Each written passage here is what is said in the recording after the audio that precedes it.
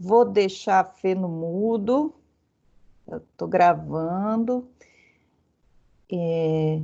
Nossa última aula da nossa matéria de execução penal. Quero agradecer vocês pelo semestre. Vocês se mantiveram fortes. Foi um semestre difícil para todos nós, tanto para o aluno como para o professor. E aí a gente conseguiu. Se tem um lado bom nessa história, né, pessoal, é que a gente conseguiu adiantar bastante a matéria, tem bastante material para vocês, consegui chegar no final, falamos 2 aulas de prescrição, que é uma matéria bem difícil, uma matéria bem densa. Espero que vocês aproveitem bastante o conteúdo dessa matéria, porque ela cai muito no exame de ordem. Então, obrigada por esse semestre, pela companhia, pela generosidade de vocês. Estamos aqui firme e forte para nossa última aula. Sobre o estágio, pessoal, vocês têm um estágio que vocês devem entregar manuscrito. São as peças que estão lá disponíveis no AVA. E aí vocês vão redigir essas peças na folhinha, se não tiver a folha padrão, faz folha sulfite, faz folha de caderno, sem bichinho. E aí é uma folhinha simples, né? Vocês vão, façam as peças, assistam às audiências online, façam isso em PDF, depois digitalizem em PDF. Qualquer celular vocês conseguem baixar um programa que faz a digitalização em PDF. Me mandem até o prazo do dia 18, que eu tenho também prazo para lançar. Tranquilo, então, o estágio. Se vocês tiverem alguma dúvida, alguma dificuldade, venham conversar comigo ou peçam para a Giane, passem para a Giane as dúvidas de vocês. Tá? Toda a explicação do passo a passo para vocês está lá no AVA. Então, fiquem tranquilos, vai ser super tranquilo a parte do estágio. A parte da matéria de execução, nossa prova sexta-feira, já está lá no AVA, só falta abrir o cronômetro, né? Vai ser a prova do dia 12, meia-noite, até o dia 16, meia-noite também. Então, vocês terão final de semana todo para fazer essa prova, até o dia 16, que, se eu não me engano, é terça-feira. Deixa eu confirmar aqui que eu tô mais perdida que barata em galinheiro. 16, terça-feira. Do dia 12 ao dia 16, então vocês terão para fazer a provinha de vocês, tá super tranquila, só as matérias que eu passei, eu começo falando de sursi, depois eu falo um pouquinho de livramento condicional, sursi, livramento condicional, faço uma pergunta ou duas sobre prescrição e também sobre causas da extinção da punibilidade, que é a matéria de hoje, que nós vamos para lá porque vai cair na prova, então é importante que vocês ouçam essa matéria, estudem essa matéria também, porque ela é muito, muito, muito importante para nós.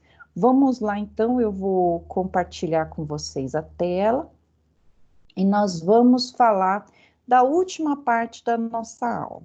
No final da aula, eu vou colocar o material de apoio para vocês lá no AVA, então vocês não se preocupem em copiar a matéria, já vai estar tudo disponibilizado. Opa!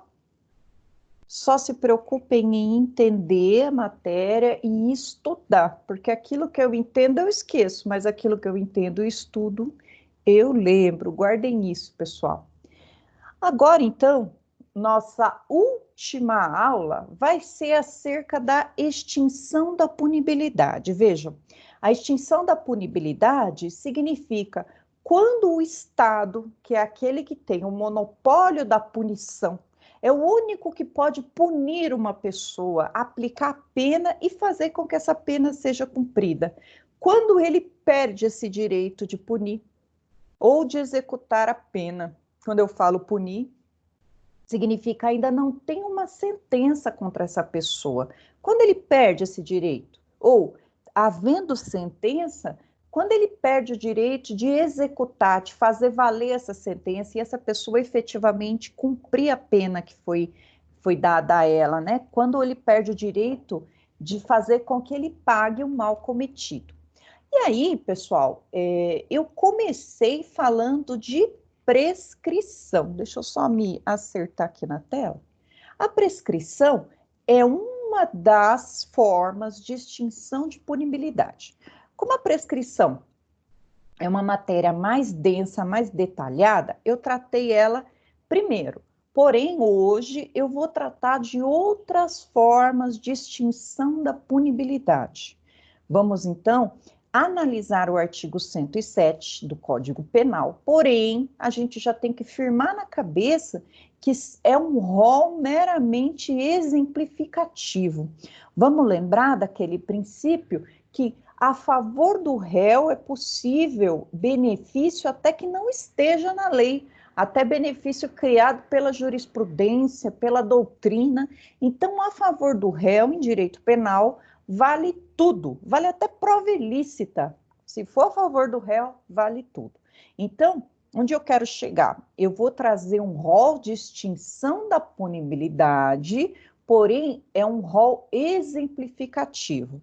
Como eles estão na lei, são os mais corriqueiros e os que a OAB mais pede. E também vou dar uns exemplos para vocês de extinção de punibilidade que não estão na lei. Por exemplo, o princípio da insignificância. O princípio da insignificância é uma causa de exclusão de punibilidade. Se o crime ele é formalmente ilícito, se a conduta, vamos pensar num fato criminoso praticado, ele é formalmente ilícito, isso quer dizer, está escrito na lei, mas materialmente ele não é ilícito, já que o bem jurídico protegido não foi atingido, nesse caso, o direito penal não quer saber desse fato. Ele vai entender que esse fato é atípico, porque para ser típico, ou seja, para ser protegido pelo direito penal, ele tem que ser formalmente e materialmente típico. É o exemplo do princípio da insignificância. A Constituição protege o patrimônio, porém, se houver a subtração de um patrimônio mínimo, subtraiu ali um botijão de gás do seu quintal, como foi dito na STJ essa semana, um carrinho de mão que valia R$ 25. Nesse caso, pessoal, não é princípio, não é crime, né? Pode cair para o princípio da insignificância.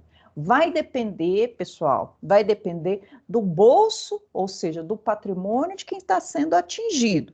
Então, não vamos generalizar. Para vocês terem uma ideia, insignificante para a União, né? Para a União, que eu digo União Federal, R$ 20.000 é insignificante. Aí a gente precisa olhar no caso concreto o poder aquisitivo daquela pessoa que foi lesionada para saber se para ela foi insignificante. Mas é uma forma de extinção da punibilidade que não está na lei, é uma criação da doutrina e da jurisprudência.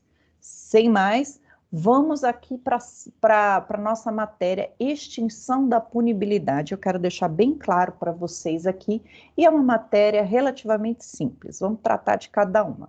Eu coloquei aqui um conceito. O que é punibilidade? Punibilidade é o direito do Estado de aplicar a sanção penal àquele que comete o crime.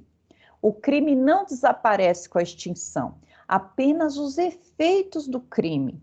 Olha só, eu tive então uma extinção da punibilidade, significa aquele direito de punir não existe mais, porém o crime continua lá.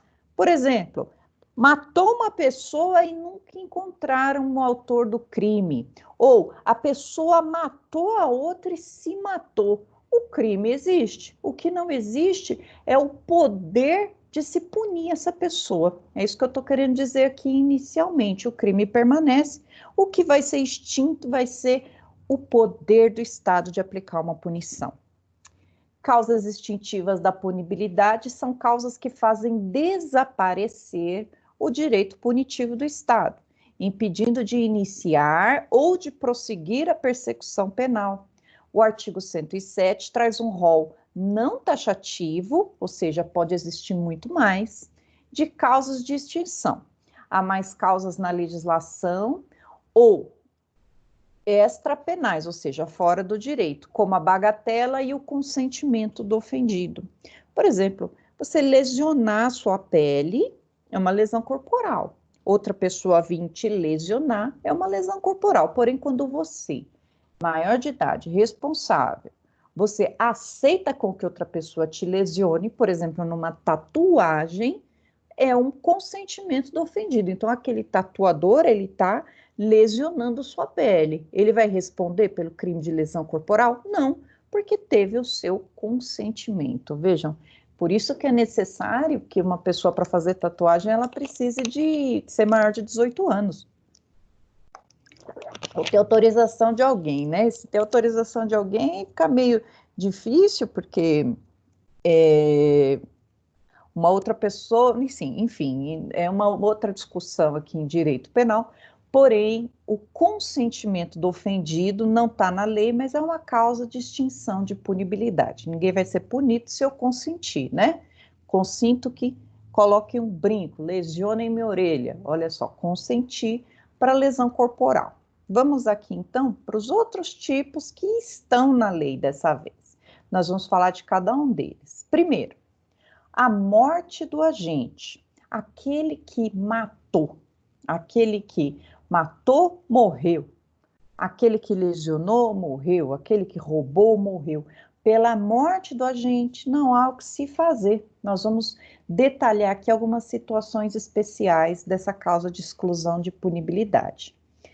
Anistia, graça e indulto. Nós vamos ver quais são essas benesses trazidas pelo poder público, né, pelo presidente, pelo Congresso Nacional, quando ela é individual, quando ela é coletiva, nós vamos trazer aqui retroatividade de lei que não considera mais o fato criminoso, abolício criminis, nós vamos ver, prescrição, decadência e perempção, nós vamos estudar cada uma delas.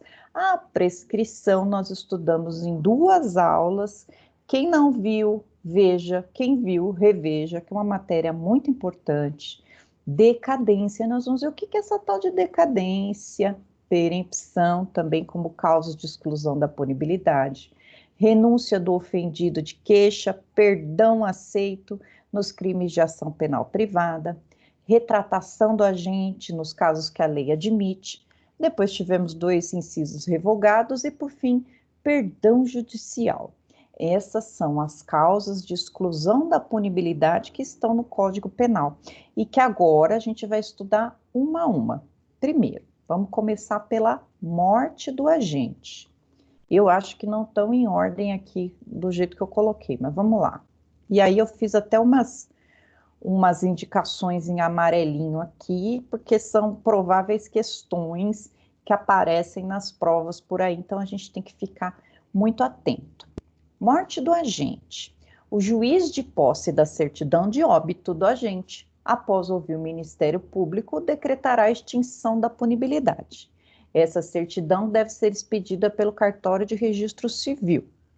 Aí eu coloquei aqui o artigo 62 do Código de Processo Penal.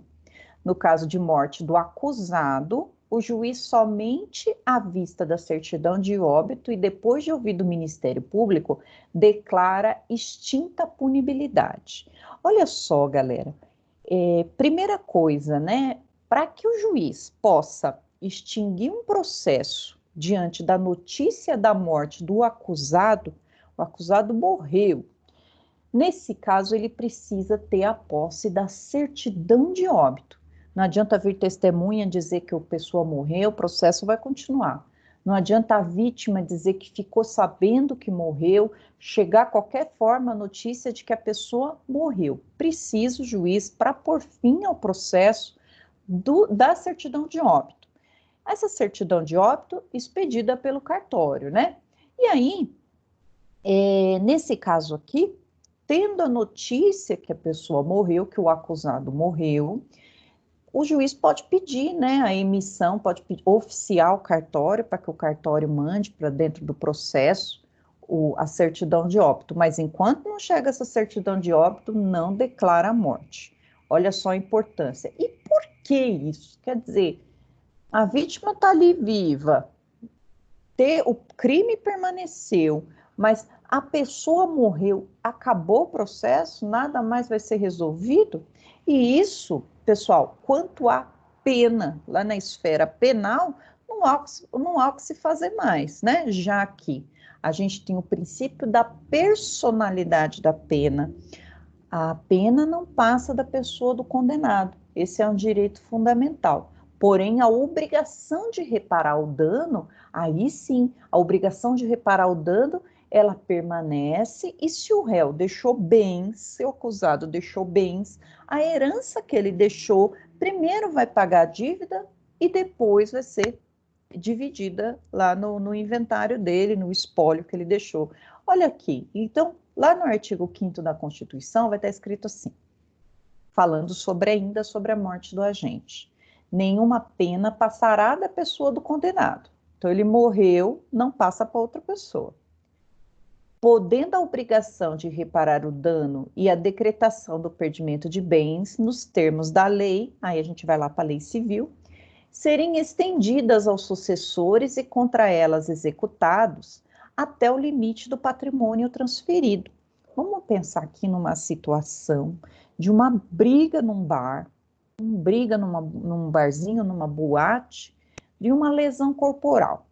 Aqui o agente deu uma porrada no outro, que feio, né? Deu um soco e quebrou os dentes da vítima. E aí a vítima, né, foi lá, consertou a dentição dela e foi lá na justiça. Ele foi processado nas duas esferas. Ele foi processado na esfera criminal pela lesão corporal de natureza grave, já que essa pessoa ficou mobilizada 1 mês sem trabalhar, né, colocou pino, enfim, lesão corporal de natureza grave no meu exemplo. E também ela também foi processada, essa pessoa que desferiu os golpes, na esfera civil. Vamos lembrar da ação civil ex delito, que nós estudamos nas aulas passadas, não, sim, que nós estudamos em processo penal, nós não estudamos em direito penal aqui. O que significa isso? Toda ação, todo processo penal, ele pode reverberar para as outras áreas, né? Uma lesão, ela pode dar tanto uma penalidade como um ressarcimento dos danos. Então, essa vítima, ela quer, além de que essa pessoa seja condenada pelo fato criminoso de ter machucado ela e quebrado os dentes, que ela repare para que ela volte à situação anterior. Ótimo. Então, ela gastou lá 10 mil reais com despesas de médico e dentista. A pessoa morreu, né? Chegou lá um belo dia, chegou no dia da audiência, ficou sabendo, o advogado vai lá da vítima, do autor, leva um atestado de óbito, ó, fulano faleceu. E aí, como que fica a indenização? Essa vítima, então, ela não vai ter a justiça sendo feita contra essa pessoa, já que ela morreu. Criminalmente, extingue a punibilidade. Porém, civilmente, essa vítima ainda poderá entrar no inventário dessa pessoa. Ela mesma pode abrir o inventário. Se ela deixou bens à vítima, primeiro ela vai ser, a vítima não, se o autor do crime deixou bens, primeiro precisa ressarcir a vítima para depois dividir o patrimônio. Vamos pensar que ele deixou somente uma moto. Essa moto, então, vai servir ao pagamento da vítima. É isso que está dizendo aqui, né, no artigo 5º, inciso 45 da Constituição. Ele vai dizer: nenhuma pena passará da pessoa, podendo a obrigação de reparar o dano e a decretação do perdimento de bens ser, nos termos da lei, estendida aos sucessores contra eles executada, até o limite do patrimônio transferido. Se não deixou nada, então ele não consegue executar nada, não consegue cobrar dos sucessores se a pessoa não deixou nada a suceder. Tá? Então, permanecem, só vai extinguir aqui a punibilidade, não vai extinguir os efeitos extrapenais, continuam ainda a obrigação de indenizar. Aqui uma discussão. Olha só, e se a certidão de óbito for falsa e houver a sentença que exclui a punibilidade? Olha só onde pode chegar, né, a criminalidade. A pessoa, então, entregou por meio do seu advogado, que também não sabia, vamos pensar nesse exemplo, uma certidão de óbito falsa. E o juiz, de posse da certidão de óbito falsa, extingue a punibilidade do réu. Depois, a vítima descobre que o réu está vivinho da Silva, passeando por ali. Ele usou essa causa de extinção da punibilidade para se safar do processo penal. E aí, como que faz? E essa é uma briga antiga. Nós temos duas correntes estudando esse caso, e a segunda corrente é a mais aceita. A primeira corrente, nesse caso de certidão de óbito falso extinguindo a punibilidade, extinta a punibilidade, o processo não pode se restabelecer, já que não existe revisão criminal contra o réu e em favor da sociedade. No máximo, o réu responderia por uso de documento falso. Vejam então, pessoal, que briga boa que não daria, né? Extinguiu a punibilidade, transitou em julgado. A sentença vira uma pedra, não pode se modificar. Em direito penal, em direito processual penal, uma sentença transitada em julgado, ela só pode ser ressuscitada, vamos falar assim, se for a favor do réu, né? A gente vai chamar isso de revisão criminal. Eu quero alterar essa sentença, só se for para melhorar. Não existe uma revisão criminal para piorar. Imagina só, reabrir um processo que já transitou em julgado para dizer que aquela certidão de óbito é falsa e o processo se retomar. Nesse caso aqui, para a primeira corrente, não tem como. O máximo que pode fazer é punir pela certidão de óbito falsa e não mais por aquele processo, já que se operou o trânsito em julgado, já não tem mais o que fazer. Para a segunda corrente, vai dizer assim: a sentença que se baseou num documento falso, ela é declarada inexistente e o processo continua. É uma manobra, né, pessoal, que se faz para o processo continuar. Imagina só um crime de homicídio sendo, dizendo que não pode mais continuar diante de um atestado de óbito falso, né? Então, o que a nossa doutrina, a nossa jurisprudência vai dizer? Essa sentença aí não existe, ela é baseada num documento que não existe, o processo continua. E além de continuar o processo, vamos pensar aqui num homicídio, ele também será processado pelo falso documento. Então, essa é a segunda corrente, a mais aceita aqui na nossa doutrina. Então, se lembrem dessa discussão aqui, porque sempre que fala de morte de agente, eles vão questionar vocês acerca do tal do certidão de óbito, da certidão de óbito falsa. E uma última pergunta de concurso sobre a morte do agente tem aqui.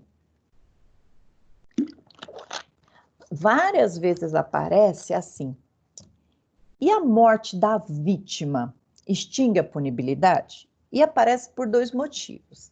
Primeiro, porque a pessoa erra, não lê vítima ou confunde a vítima com o autor e já coloca que extingue a punibilidade. Então tem que ficar muito, muito, muito atento, porque a morte da vítima, em regra, não extingue a punibilidade. Ela continua punindo. Ah, teve uma lesão corporal e a vítima, depois de um mês, teve um acidente de carro e morreu. O processo continua numa boa e quem vai receber eventual indenização vai ser os sucessores da vítima. Ou o crime foi de homicídio, a vítima morreu. Obviamente que continua o processo. Então, atenção. Por quê? Porque existe uma situação, no Código, em que a morte da vítima extingue a punibilidade. Pasmem, pessoal. Olha só. Vamos nos lembrar que existem dois grandes tipos de ações penais. O Estado, ele é o monopólio, ele tem o monopólio, só ele pode punir. Porém, a iniciativa da punição, ela pode ser transferida à vítima. É o caso da ação penal privada. Vamos relembrar aqui, é o Instituto de Direito Processual Penal, vamos lembrar. A ação penal privada e a ação penal pública. A ação penal pública é a regra do sistema. Quando no Código não tem nada escrito, significa que ela é ação penal pública. Quando eu digo que não tem nada escrito, se refere, não está dizendo que é iniciativa da vítima. Então, vai ser iniciativa do Ministério Público. O Ministério Público, então, é o titular da ação penal. E é ele que, por meio de uma denúncia, irá processar aquele autor do fato. Só para a gente aprofundar, a ação penal pública, ela é dividida em ação penal pública incondicionada, quando aconteceu o fato, o Ministério Público já pode oferecer a denúncia, convicto da materialidade e dos indícios de autoria e prova da materialidade, ou ação penal pública condicionada à representação. Essa condição de representação significa a vítima vai ter um prazo de 6 meses para representar, para dizer que ela deseja que o processo tenha andamento, inicie e tenha andamento. Vai aparecer na lei escrito que a vítima pode representar. Então, essa aqui é a ação penal pública. Na ação penal privada, são os casos selecionados pelo legislador em que o Ministério Público não vai atuar como aquele principal que promove a ação. Quem vai fazer isso vai ser a vítima, representada por seu advogado. E nós temos a ação penal privada propriamente dita, aquela em que a iniciativa é da vítima, porém, na falta da vítima, os seus sucessores poderão propor, por exemplo, injúria, calúnia, difamação, em regra, são ações penais privadas. No caso de uma ação penal privada personalíssima, olha o nome, personalíssima, significa que somente a vítima pode processar o réu, representada por seu advogado. E nesse caso, nós temos uma situação que nós vamos já ler, de ação penal privada personalíssima. Significa, se a vítima morrer, não existe sucessão processual, somente a vítima que pode processar ele. Não tem como passar para o cônjuge, para o ascendente, para o descendente, para o irmão. Quem tem que fazer é a vítima. A vítima morrendo, morre com ela o direito de processar. Então, olha só o que eu coloquei aqui. Em regra, não extingue a punibilidade do réu, a morte da vítima, salvo nos casos de ação penal privada personalíssima. Nesse caso, não há sucessão processual, portanto, morrendo a vítima, extingue a punibilidade do autor. Nesse caso, vamos ver qual que é o caso que o Código Penal traz? Olha lá. Contrair casamento, induzido por erro essencial, o outro contraente, ou ocultando-lhe ou impedindo o impedimento que não seja casamento anterior. Eu coloquei esse azul para destacar, mas não estou nem enxergando. Pena de 6 meses a 2 anos. Parágrafo único. A ação penal depende de queixa do contraente enganado e não pode ser intentada senão depois de transitar em julgado a sentença que, por motivo de erro ou impedimento, anule o casamento. Olha só, é uma ação específica, né, que a gente fala de induzimento a erro essencial ou impedimento, que significa o seguinte: a pessoa casou enganada acerca de algum impedimento ou acerca de algum fato que, se ela soubesse, ela não teria casado, né? Casei com meu irmão, ou eu casei com uma pessoa que depois eu fui descobrir que essa pessoa era o maior traficante, estelionatário. Ele disse para mim que ele era uma pessoa e ele é outra. Eu tive um erro quanto à pessoa. Então, se eu soubesse disso, eu não teria casado. Ele me induziu a erro.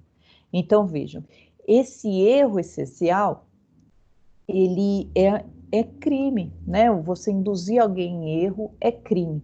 Então, nesse caso, somente pode propor a ação penal aquele contraente enganado, né? E somente ele.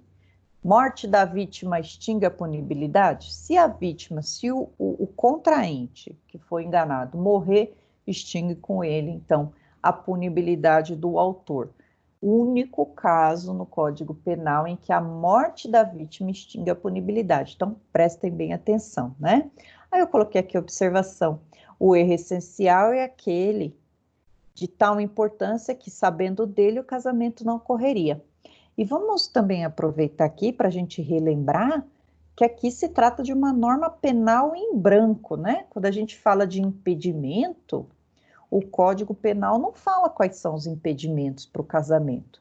Eu preciso me socorrer ao Código Civil. Lá no Código Civil que eu vou ter um capítulo falando sobre os impedimentos para o casamento, né? E lá vai estar escrito que, por exemplo, você não pode casar com a sogra, você não pode casar com o sogro, você não pode casar com o irmão. Lá tem os impedimentos para o casamento. Então, trata-se de uma norma penal em branco, porque ela busca o seu fundamento de validade em outra norma. Ponto. Então, eu acho que sobre a morte do ofendido, nós já falamos bastante aqui. Vamos passar para o próximo tipo de extinção da punibilidade. Próximo. E o próximo, nós vamos tratar da anistia, graça e indulto. O que é isso? Anistia, graça e indulto. São 3 institutos que nós vamos falar de cada um deles agora. Olha lá. Vamos ver primeiro os 3 e aí a gente vai diferenciar cada um deles. São simples, bem simples. Anistia, graça e indulto. Nesses institutos, o Estado, por razões de política criminal, abdica do seu direito de punir, em nome da pacificação social. Os crimes hediondos e assemelhados não estão sujeitos à anistia, à graça e ao indulto. Assim se definem os 3 institutos. Vejam que a própria Constituição, ela vai dizer que não são passíveis desse benefício trazido pelo poder executivo, né? E no caso da anistia, passa pelo legislativo também, é votado no legislativo, mas a própria Constituição vai dizer que no caso dos crimes hediondos e equiparados a hediondos, não pode ter esse benefício para essa galera, está lá na Constituição. Primeiro, o que é anistia? Vamos lá. Trata-se de uma clemência soberana concedida por lei para atingir todos os que tenham praticado determinado crime, determinado delito. O Congresso Nacional é votado nas casas do Congresso Nacional, na Câmara dos Deputados e no Senado, e depois o presidente sanciona. Qual que é o efeito disso? Esquece o fato criminoso, apagando seus efeitos penais e permanecendo os extrapenais. Vamos pensar num determinado fato criminoso. Até um tempo atrás houve a discussão acerca de uma greve feita pelos bombeiros, né? O bombeiro não pode fazer greve, fizeram greve lá dos bombeiros e eles estavam reivindicando melhores salários, benefícios para a categoria.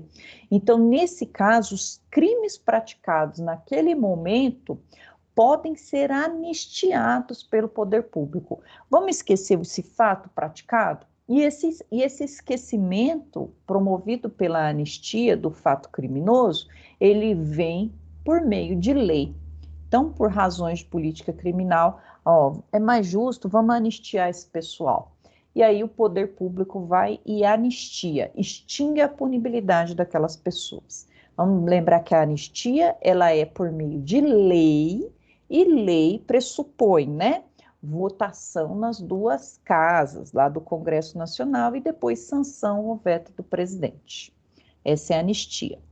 E depois, quando a gente fala de graça e indulto, aqui, pessoal, a graça e o indulto, ela é de prerrogativa do presidente da República. É uma função do presidente da República, é uma prerrogativa dele e está lá na Constituição.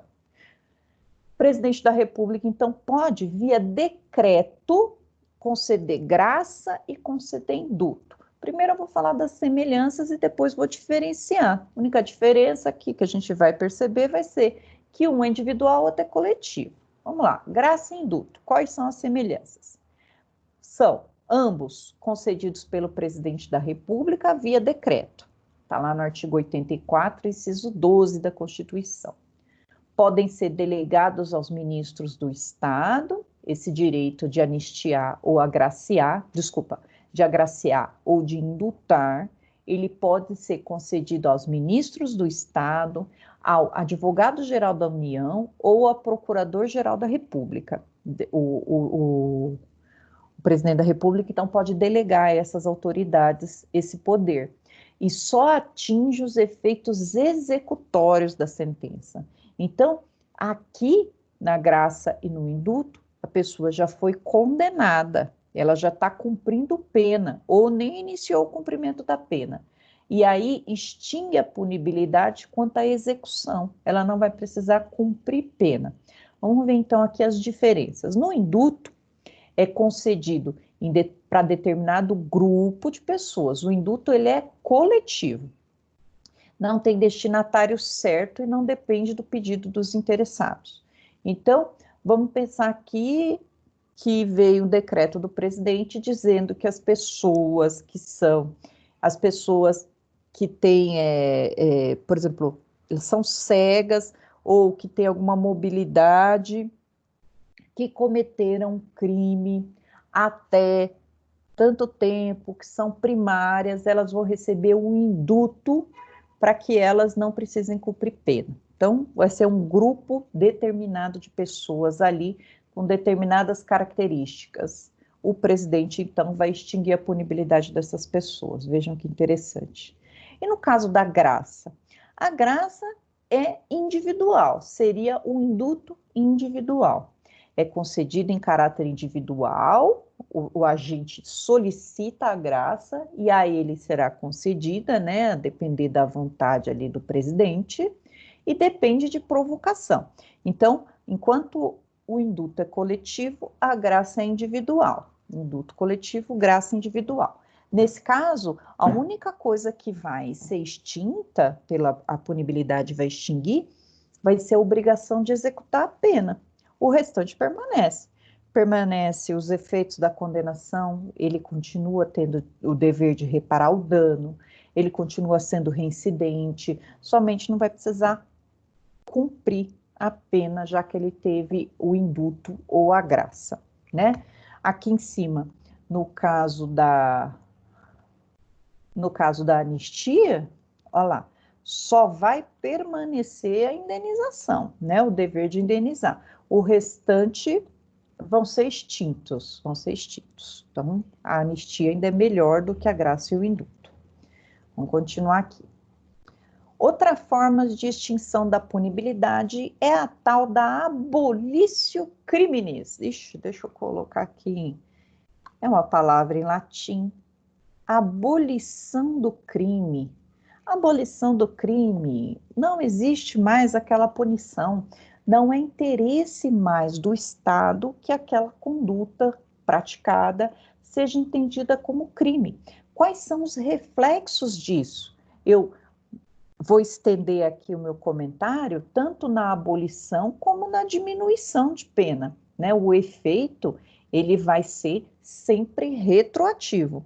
Sempre que um crime for abolido ou que a pena for diminuída ou qualquer circunstância beneficie o réu, os efeitos dessa nova lei, novatio in melius, elas vão voltar, elas vão retroagir e vão atingir os fatos anteriores à vigência da lei. Lembra que para o réu, no direito penal, sempre o que beneficia alcança essa pessoa. Olha lá. O que é isso? Como que eu coloquei aqui o conceito? Abolitio criminis, quando a lei, pela sua retroatividade, não mais considera determinado fato criminoso como delito, como crime. A lei penal descriminaliza, que diz, né? Ué, tá certo.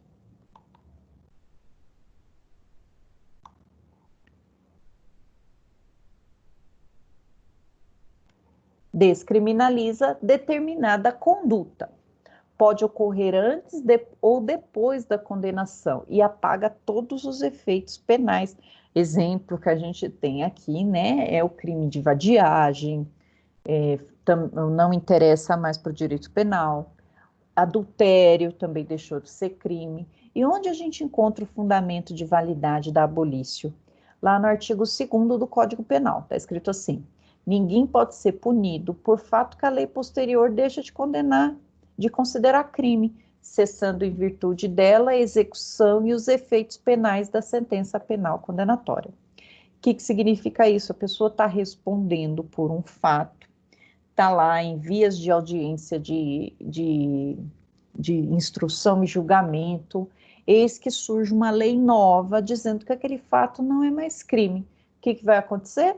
Vai extinguir a punibilidade. O processo vai parar ali, termina o processo ali, porque uma pessoa não pode ser condenada por fato que a lei não considera mais crime. Inclusive, se o processo já transitou em julgado. Nesse caso, retroage os efeitos, tem que entrar com uma revisão criminal aqui para desconstituir esse trânsito em julgado e a justiça reconhecer a extinção da punibilidade. E os efeitos disso será como se nada tivesse acontecido, já que não interessa mais para o direito penal a punição dessa pessoa. Essa é a abolitio criminis, abolição do crime. Outra causa de extinção da punibilidade. Vamos aqui para decadência. Decadência, pessoal, ela é simples de se entender. Simples, vamos lá. Decadência e extinção da punibilidade pela perda do direito de propor ação penal privada ou de apresentar representação do ofendido pelo decurso do prazo.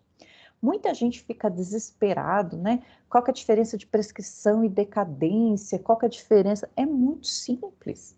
Na decadência, nós estamos lidando com o direito de agir. Nós estamos lidando, então, com a titularidade da ação penal ou com uma condição de procedimento. No caso da ação penal pública, eu tenho uma causa de procedimento aqui que é a representação. Quando o legislador escolhe que um tipo penal só vai poder ter denúncia se houver representação da vítima, nesse caso, a representação da vítima tem um prazo para ser realizada. E se não for realizada nesse prazo, opera-se a decadência. No caso da ação penal privada, a mesma coisa. Existe um prazo para que a pessoa procure um advogado e entre com um pedido na justiça para iniciar a ação penal. Se ela deixar esse prazo transcorrer, opera-se a decadência e extingue a punibilidade.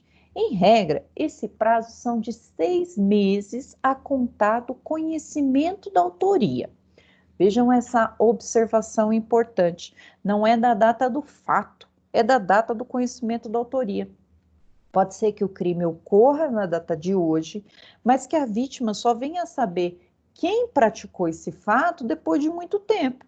E a partir do dia que ela descobre quem praticou, começa a correr o prazo de decadência, seja para oferecer a representação, que é, no caso da ação penal pública condicionada, ou seja, para propor a queixa-crime, no caso de ação penal privada.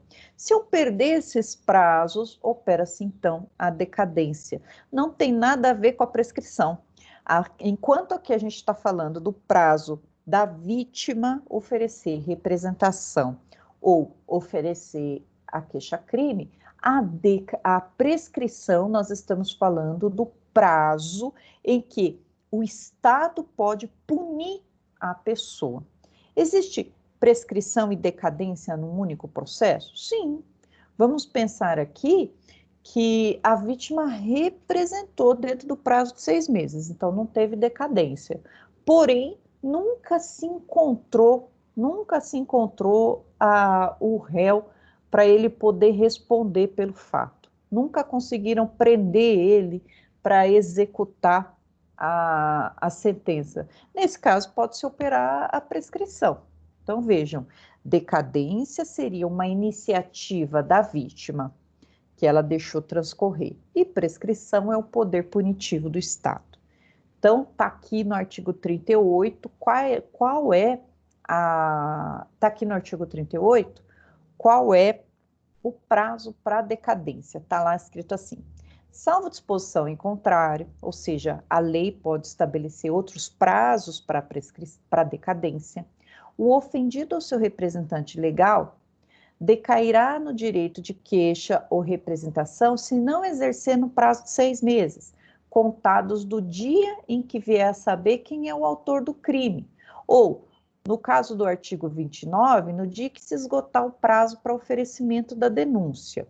Aqui, eu vou só fazer um adendo para vocês que, no caso de inércia do Ministério Público, o Ministério Público não propôs a denúncia no prazo correto, no caso de ação penal pública incondicionada, em que a vítima não precisa representar, nasce para a vítima o direito de propor uma ação penal pública subsidiária. Ela vai lá, ela fica vendo se o Ministério Público está direitinho propondo a ação. Se o Ministério Público não propor no prazo, nasce para a vítima o direito de propor a ação. Quando que nasce? A partir da inércia do Ministério Público. E a lei vai dizer que o Ministério Público tem 5 dias para propor a denúncia, quando veio o inquérito policial lá, perfeito, não precisa pedir mais diligências e já está ali, já está lá os indícios de autoria e prova da materialidade. O Ministério Público tem 5 dias para o réu preso e 15 dias para o réu solto. Se ele não fizer nesse prazo, nasce para a vítima o direito da vítima entrar com a ação penal privada subsidiária da pública. Se a vítima não fizer isso, em 6 meses, decai o direito dela. Mas preste atenção, nesse caso não existe extinção da punibilidade, já que, por se tratar de uma ação penal pública, o Ministério Público retoma. No caso da ação penal pública, a decadência não consegue alcançar, somente a prescrição. Lembrando que decadência é só para os crimes de ação penal pública, condicionada à representação, ou ação penal privada. Legal? Essa é a decadência. Quanto à prescrição, pessoal, eu tenho 2 aulas gravadas sobre o tema. Nós falamos da prescrição da pretensão punitiva e da prescrição da pretensão executória. Da prescrição da pretensão punitiva, nós temos 4 tipos de prescrições. Nós temos a em abstrato, nós temos a retroativa, superveniente e a virtual. No caso da prescrição executória, um tipo de prescrição só. Peço para quem não assistiu, assista às aulas de prescrição. Quem já assistiu, assista novamente, estude, porque é uma matéria muito, muito, muito importante para vocês. Olha lá, só para a gente relembrar, nós já falamos, tem 2 aulas gravadas. Prescrição: quando o Estado não exerce a pretensão punitiva ou a pretensão executória, ele não chega a condenar, ou condenando, ele não executa. Após o decurso de determinado período, nós estudamos uma tabelinha, né? E essa tabela cai pela metade em alguns casos. A tabela dos prazos prescricionais consta do artigo 109 do Código Penal. Nós, então, estudamos prescrição. Quando é prescrição, o decurso do tempo faz com que o Estado perca o direito de punir ou de executar uma punição. Vão lá e assistam essa aula. Ótimo, passa a régua aqui. Vamos para a causa. Se eu estiver falando rápido, vocês me segurem aí, porque eu falo rápido mesmo. Agora vamos falar de renúncia. O que é renúncia? Vejam que existe a renúncia como forma de extinção da punibilidade do réu. Olha só, no caso da renúncia, só vai ter lugar na ação penal privada. Tanto a renúncia como a perempção são 2 casos de extinção de punibilidade quando da ação penal privada, de iniciativa do ofendido. Veja que são crimes mais leves, em que o legislador deixa a cargo da vítima, se ela quiser ver a justiça sendo feita. Vamos lá ver sobre renúncia, e eu vou dar uma dica aqui para vocês não esquecerem mais sobre renúncia. Olha lá, renúncia é o ato do ofendido que abre mão de propor ação penal privada. Ato unilateral em que o ofendido se abdica do seu direito de oferecer queixa. Instituto exclusivo da ação penal privada. Não necessita da concordância do ofendido. sempre antes de iniciar o processo. Essa é a dica master. Ai, que beleza, eu arrumei aqui sem querer. Sempre antes, a dica master, né? A renúncia, vou ter que diminuir um pouco. A renúncia, ela vai acontecer sempre antes de iniciar o processo. O que é a renúncia, então? A renúncia é você deixar transcorrer a decadência. É você falar assim, olha só, um crime, foram lá na internet e publicaram alguma coisa que eu não gostei, me senti ofendida, vou lá, excluo e vida que segue. Deixo passar os 6 meses, ou seja, eu renunciei a um direito que eu tinha. Eu tinha o direito de processar uma pessoa pelo crime de injúria, exemplo. Mas eu renunciei a esse direito, não quero. Eu nem entrei com o processo, eu tinha todo o direito, mas eu não entrei. Eu deixei para lá, minha vida seguiu, né? Vocês vão ver que em caso de ferreiro, espeto de pau, né?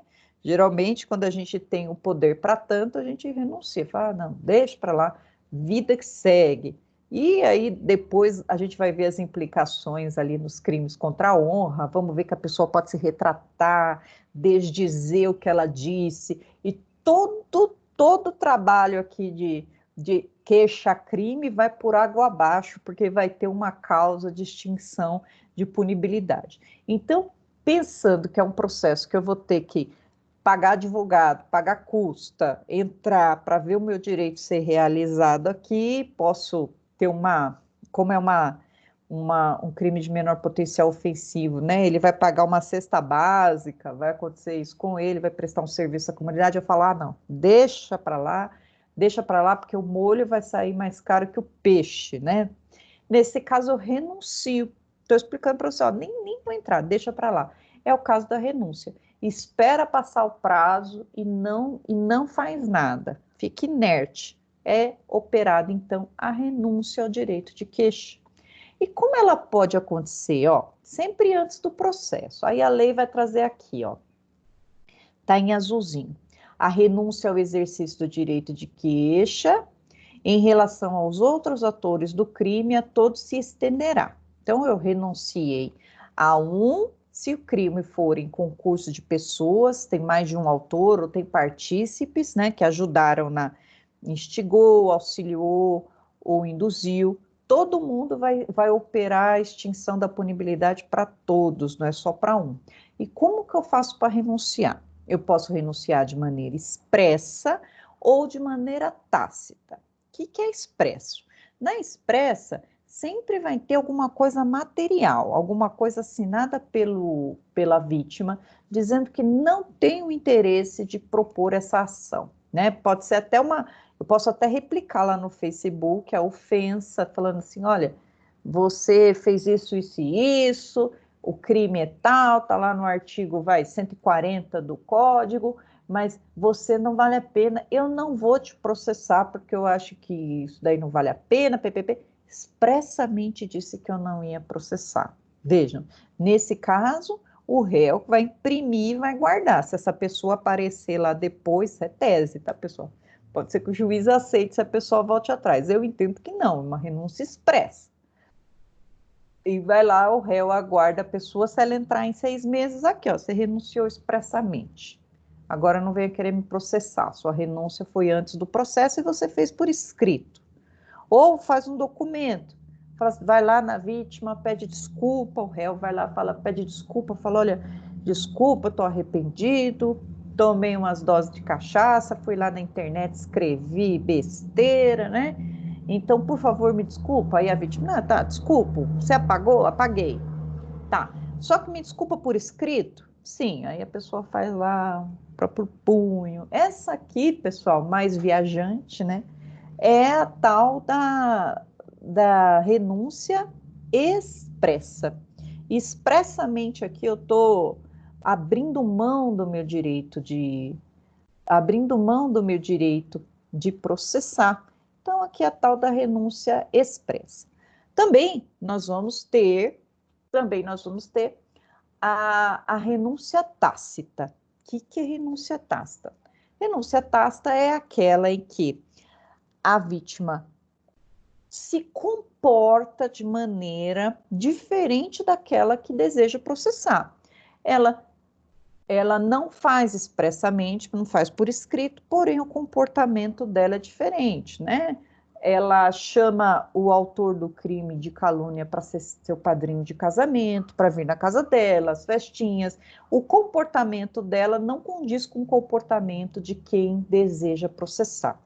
Então, havendo o processo, a vítima processando, a defesa do réu nesse momento vai ser juntar algum indício de renúncia tácita, né? Juntar lá as fotinhos do batizado da criança, dizendo, olha, a vítima renunciou de forma tácita, esse batizado da criança foi após o crime, então o comportamento da vítima não era um comportamento de quem deseja processar.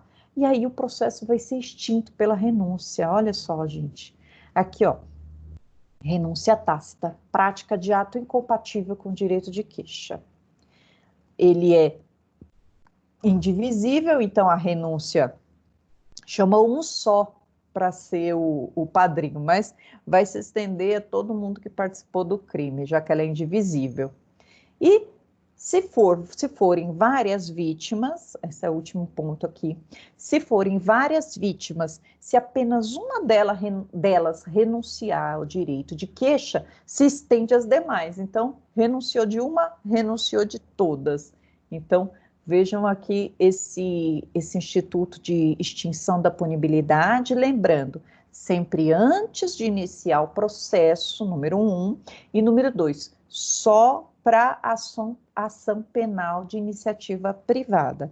Ação penal de iniciativa pública não ocorre a renúncia, já que quem é o titular da ação penal é o Ministério Público, não é a vítima.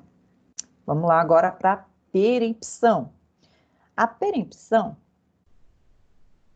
vamos lá, o nomezinho dela é esquisito, mas ela é bem simples. Nós já estamos acabando aqui, ó. Depois da perempção, nós vamos falar do perdão, depois a retratação e acabou. Então, força aí que estamos acabando. Perempção. Perempção, só estou falando isso porque quero mais ou menos controlar o tempo aqui. Perempção. Quando eu falo em perempção, eu estou falando em punição. É uma sanção. Sanção aplicada ao querelante inerte ou negligente. Vamos pensar na situação de uma queixa-crime em que a pessoa se dispôs, ela não renunciou ao direito de queixa, ela não deixou o direito decair. Então, no prazo de 6 meses, ela procurou um advogado, pagou esse advogado para ele entrar com a ação. Agora, ela tem que dar andamento, ela não pode largar esse processo, porque se ela largar esse processo, opera-se a perempção, que vai ser uma punição para aquela pessoa que iniciou o processo e largou. Nós vamos ver aqui quais são os casos de perempção. Então, vamos lembrar, perempção, punição. P de perempção, P de punição. Esse instituto é aplicado exclusivamente nas ações penais privadas. Se a ação for privada, subsidiária da pública, a inércia implica em retomada da titularidade da ação pelo Ministério Público. Vamos lembrar? A ação penal privada subsidiária da pública é aquela em que a vítima entra nos casos de ação penal pública quando o Ministério Público ficar inerte. Aqui nós estamos falando de ação penal privada, seja aquela por erro essencial, lembra que nós falamos no começo da aula, que a pessoa que casou foi induzida a erro essencial, já que ela quer processar, então ela vai ter que ser diligente. O juiz mandou fazer alguma coisa, ela vai lá correndo e faz. Ou ação de crimes contra a honra, injúria, calúnia, difamação. Nesses casos aqui, ela tem que ser diligente. Se não, se ela largar o processo para lá, deixou arquivar, não deu andamento, vamos ver aqui que pode ter a implicação dela vai ser a perda do direito de continuar e a extinção da punibilidade do réu, que vai ficar muito contente, né? A perempção, já que é uma punição processual, ela só vai acontecer depois de recebida a denúncia. O processo iniciou e ela vai até o trânsito em julgado. Então, do momento que o processo se inicia com o recebimento da denúncia pelo juiz até o final, com o trânsito em julgado da condenação, nesse período em que os atos processuais eles estão sendo designados, estão acontecendo, a vítima, que é a autora da ação, precisa ficar de olho para não perder nenhum movimento. E quais são as causas que o juiz vai entender como desleixo, desídia e vai extinguir o processo? Vamos lá, elas estão no artigo 60 do Código de Processo Penal. Nos casos que somente se procede mediante queixa, considere-se-á perempta a ação penal. Quando, iniciada essa, o querelante deixar de promover o andamento do processo durante 30 dias seguidos. Iniciou o processo, aí vem uma publicação intimando o autor a aditar a denúncia, né? Geralmente acontece isso, a denúncia não, a queixa. A dizer assim, o juiz, por exemplo, coloca assim, aditar a denúncia, colocando novo endereço do réu, ou aditar a denúncia, colocando maiores esclarecimentos acerca das circunstâncias do fato. E aí, simplesmente o advogado não faz nada, passou os 30 dias corridos, seguidos, e o advogado não fez nada. O que vai acontecer? Extingue a punibilidade. Então tem que ficar muito atento aqui, porque esses 30 dias sem cumprir gera perempção, né? Se o advogado, por exemplo, está diligenciando, buscando outro endereço, ele precisa se manifestar no processo, pedindo para o juiz para ter mais prazo, antes desse prazo de 30 dias acabar. Então, ele precisa se manifestar, o juiz aceita, mas ele precisa movimentar, dizendo, eu estou trabalhando nesse processo, eu não larguei mão desse processo. Então, essa é a primeira causa que extingue a punibilidade, largar 30 dias sem mexer no processo. 2, quando, falecendo o querelante ou sobrevindo sua incapacidade, não comparecer em juízo para prosseguir o processo dentro do prazo de 60 dias, qualquer das pessoas que couber fazê-lo. Aqui, nesse caso, a gente vai falar de sucessão processual. Quem que sucede a vítima?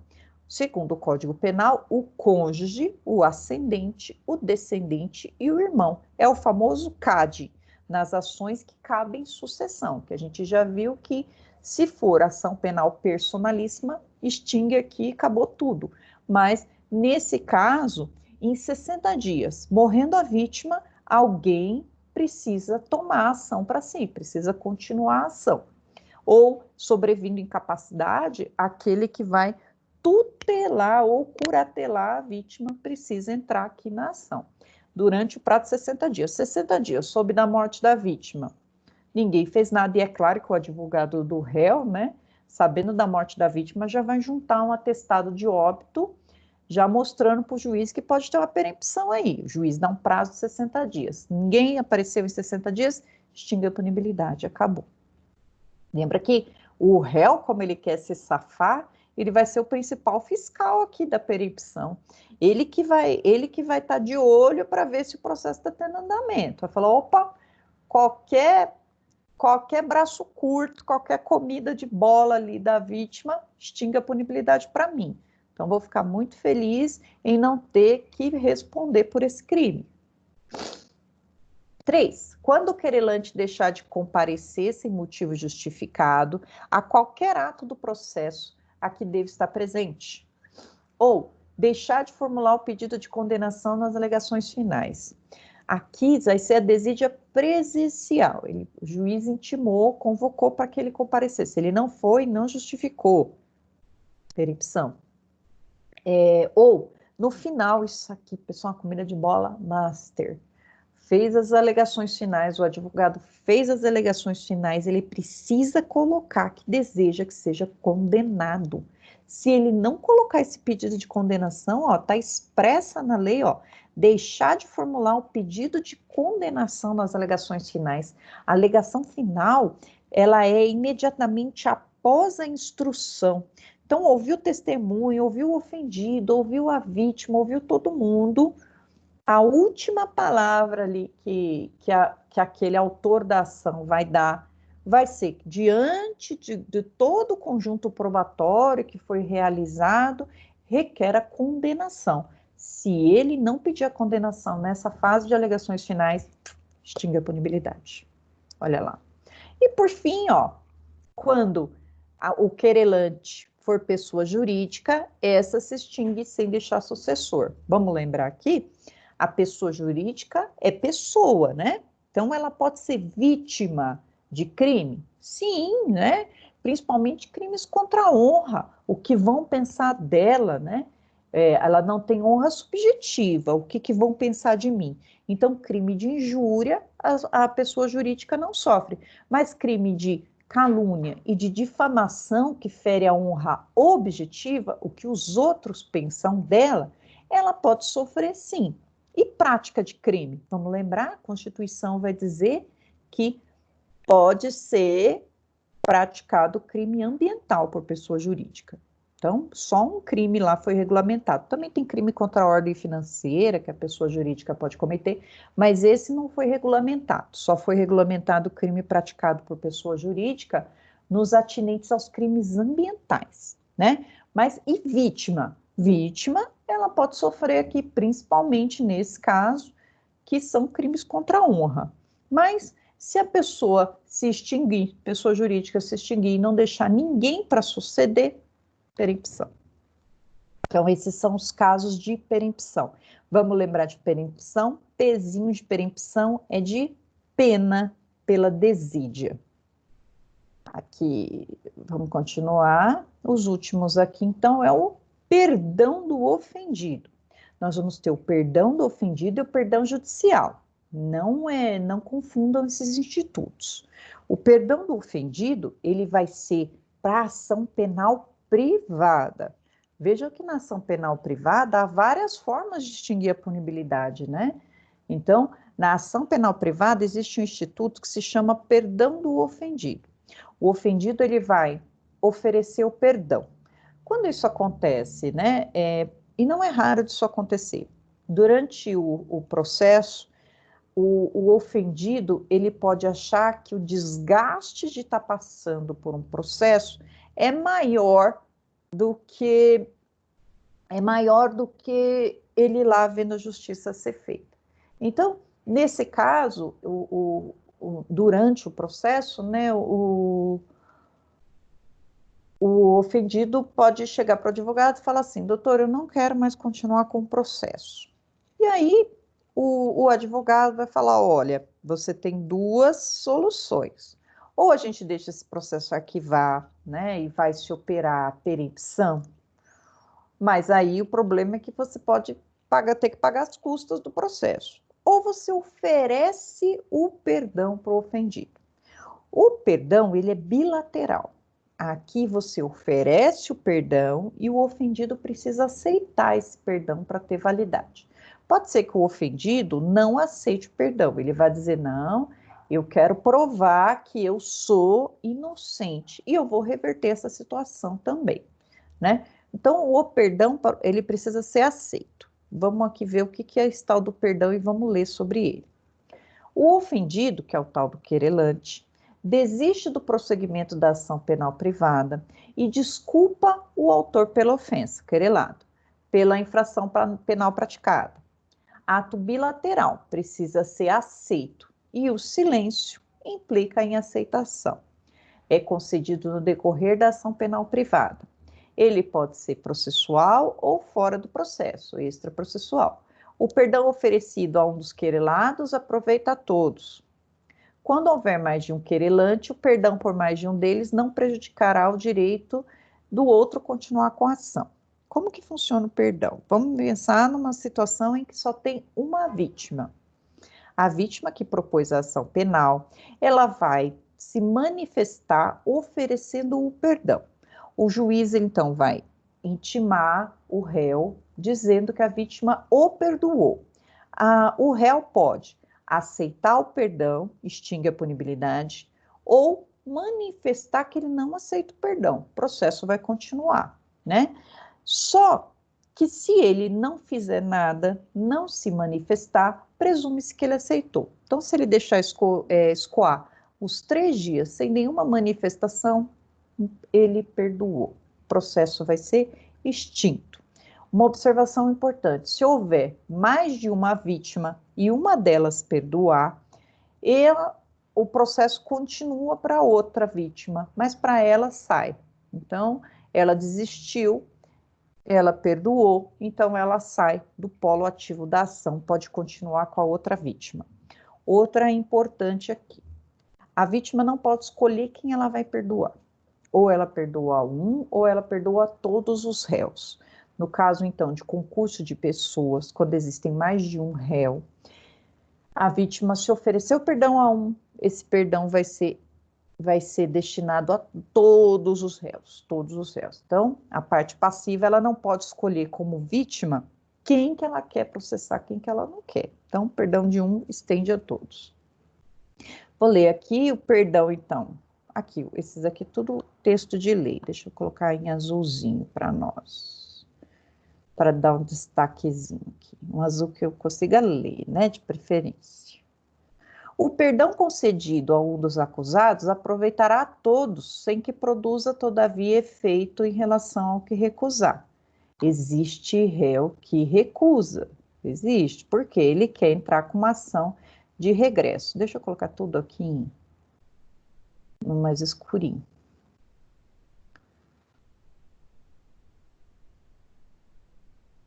Se o querelante for menor de 21 anos e maior de 18, o direito de perdão poderá ser exercido por ele ou por representante legal. Esqueça essa parte aqui, que é letra morta, né? O querelante, a partir dos 18, ele já faz tudo o que ele quiser. Mas o perdão aceito por um, havendo oposição do outro, não produzirá efeito. Então, o perdão ele tem que ser aceito. Ou você aceita como ré, ou deixa passar o prazo sem falar nada. Se o querelado for mentalmente enfermo ou retardado mental e não tiver representante legal ou colidirem os interesses desse com o do querelado, a aceitação do perdão caberá ao curador. Aqui, pessoal, nesse caso, a gente vai ter um curador especial para os casos em que o direito, no caso em que o direito daquele que oferece o perdão. Não, me perdi aqui, peraí. No caso do mentalmente enfermo, ele precisa de uma pessoa para representá-lo. Essa pessoa para representá-lo é o curador especial que o juiz nomeia. Pode ser um advogado, né? No caso, ele nomeia um advogado. Não o advogado que está com a ação.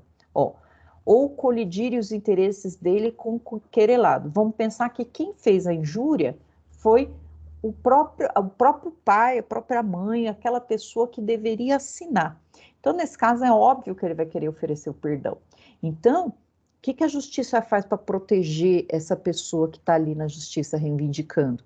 Se quem pode falar por ela é exatamente o réu, então, vamos pôr outra pessoa isenta aqui para ver se esse perdão é isento mesmo. Então, é a hora que o juiz nomeia um curador especial. Se o querelando for menor de 20 anos, observar-se-á quanto ao perdão disposto no 52. Também esqueçam isso daqui, porque não tem mais, agora é 18 anos em diante. O perdão poderá ser aceito por procurador com poderes especiais, né? O advogado pode manifestar, se ele tiver na procuração poderes especiais para aceitar perdão.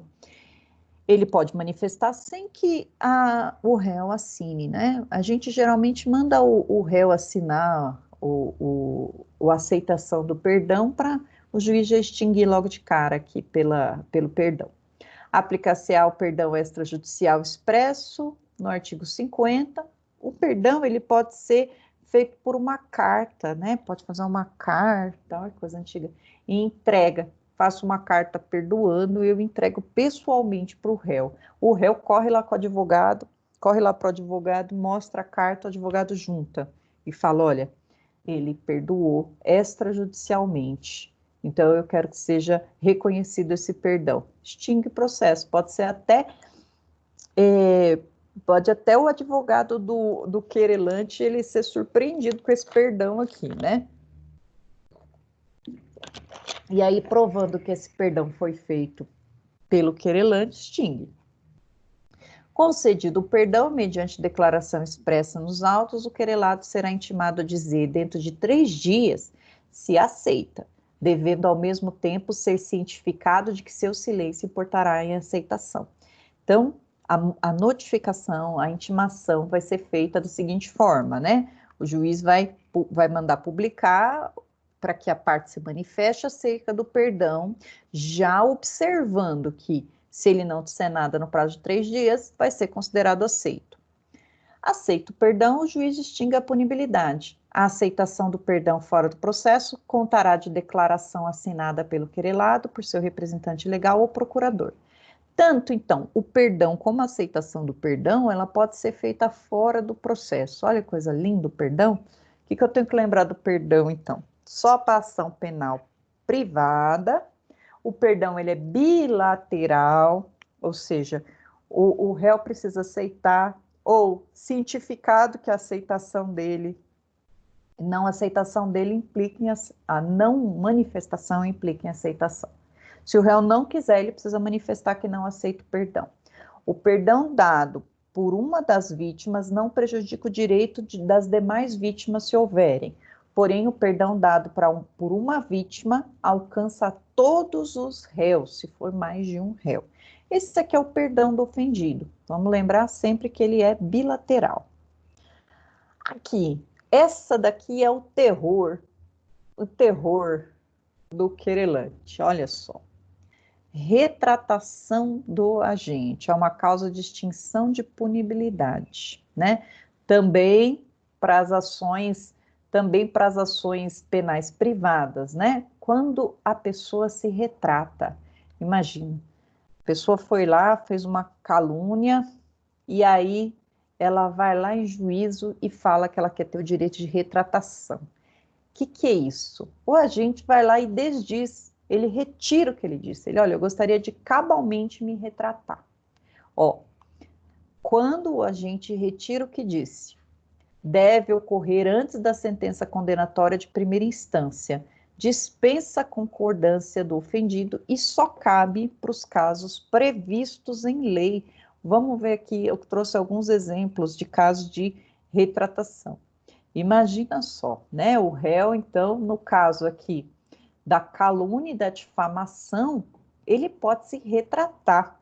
Imagina que o autor da ação pagou advogado, está lá processando, quer que aquela pessoa cumpra a penalidade pelo crime de calúnia, e aí me vem o réu e se retrata. Olha só, o querelado que antes da sentença se retrata cabalmente da calúnia ou da difamação, fica isento de pena. Nos casos em que o querelado tenha praticado calúnia ou difamação, utilizando-se dos meios de comunicação, a retratação dar-se-á, se assim desejar, pelos mesmos meios em que se praticou a ofensa. Então, a vítima pode dizer assim, tá, mas você fez isso lá no Facebook, então não adianta você vir se retratar aqui em juízo, você primeiro se retrata lá no Facebook. E aí, o juiz vai dizer, olha, sua retratação só vai ser válida se você fizer pelo mesmo meio. Olha só. E aí, eu disse para vocês que só cabe na ação penal privada, e não, cabe em qualquer tipo de ação, desde que exista previsão legal.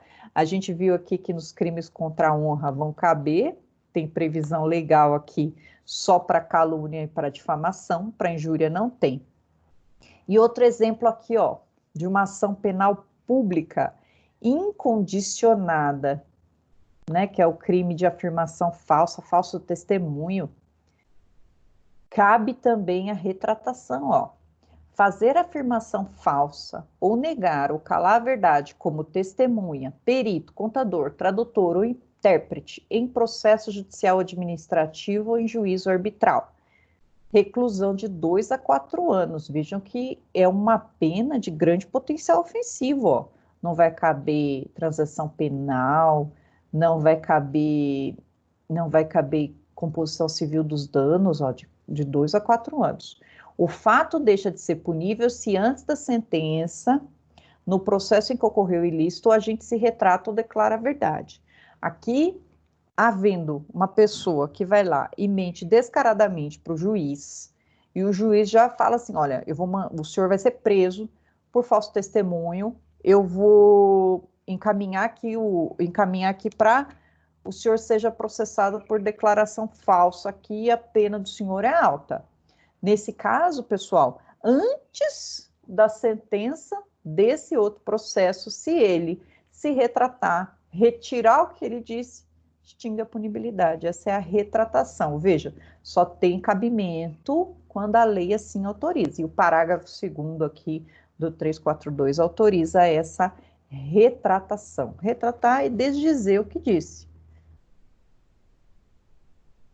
Aqui, perdão judicial, última causa de extinção da punibilidade que nós vamos falar na aula de hoje, no semestre de hoje. E acabou aqui, perdão judicial. Perdão judicial é uma clemência dada pela lei. O que é isso, pessoal? Vamos pensar que quando a situação é tão grave e atinge o réu de uma forma tão grande que não precisa de processo. A consciência dele vai pesar de uma forma que mesmo se trancar ele na cadeia e jogar a chave fora, nada vai adiantar. O tratamento punitivo e ressocializador da pena não faz sentido para essa pessoa, porque o crime atingiu ele de uma forma muito mais grave, muito maior. Então, há casos em que a lei ela vai dar o perdão judicial. Por exemplo, uma pessoa que atropela o próprio filho e mata, né, um homicídio culposo do próprio filho. Digam-se que se essa pessoa, adianta ela ser presa, adianta fazer alguma coisa com ela, o dano causado pela perda do filho é maior do que qualquer punição. Então, esse é o exemplo clássico aqui do perdão judicial. Quando ele se aplica, nos casos determinados pela lei, e é uma causa extintiva de punibilidade. É o juiz aplicando perdão. Esse tipo de perdão não necessita da vítima aceitar o perdão ou não. O juiz simplesmente extingue a punibilidade perdoando. Vamos ler aqui. Então, o perdão judicial é uma causa extintiva da punibilidade, por meio da qual o juiz, diante de certos requisitos previstos em lei, renuncia ao direito de punir, geralmente fundado na desnecessidade da pena. O juiz reconhece a prática do fato delituoso, mas ele deixa de aplicar a pena. Olha só, tem uma súmula do STJ que vai falar o seguinte aqui. A sentença concessiva do perdão judicial é declaratória de extinção da punibilidade, não subsistindo qualquer efeito condenatório. Então, os efeitos da condenação, ele não vai acontecer. Essa pessoa não vai ser reincidente, ela não vai ter que cumprir pena, ela não vai ter que pagar dano, como se não tivesse existido sentença. Ela é só uma declaração que a punibilidade foi extinta. E aí eu coloquei 2 exemplos para vocês aqui, ó. Exemplo, aqui do 121, matar alguém, né? Parágrafo 5º. Na hipótese de homicídio culposo, o juiz poderá deixar de aplicar a pena se as consequências... Peraí, que aqui não está de acordo com o novo acordo. Se as consequências da infração atingirem o próprio agente de forma tão grave que a sanção penal se torna desnecessária. E aqui é o exemplo clássico, né, para vocês, está falando, eu preciso de um homicídio culposo e as consequências são tão graves que a punição é desnecessária. Como você atropelar e matar seu próprio filho, esquecer o filho dentro do carro e esse filho morreu asfixiado.